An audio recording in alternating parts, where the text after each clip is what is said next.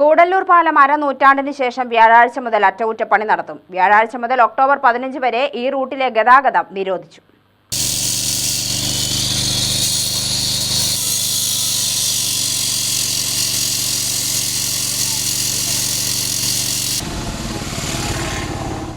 Vithanasseri Koduvayur PWD റോഡിൽ ഗായത്രിപ്പുഴയ്ക്ക് കുറുകെയുള്ള കൂടല്ലൂർ പാലത്തിലെ വിത്തനശ്ശേരി ഭാഗത്തെ ഒന്നാമത്തെ സ്പാനിലെ പ്രതലത്തിലാണ് 2 കൊല്ലം മുമ്പ് വിള്ളൽ കണ്ടത്.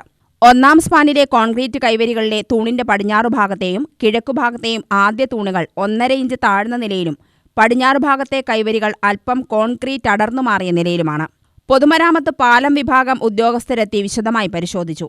തെക്കുഭാഗത്തെ സ്പാനിലെ 3 ബീമുകളെ 2 തൂണുകളായി ബന്ധിപ്പിക്കുന്ന 6 ബെയറിങ്ങുകൾ തകർന്ന സ്ലാബ് അല്പം താഴ്ന്നതാണ് പ്രതലത്തിലെ ടാർ ചെയ്ത ഭാഗത്തെ വിള്ളലിന് കാരണമെന്ന് കണ്ടെത്തി.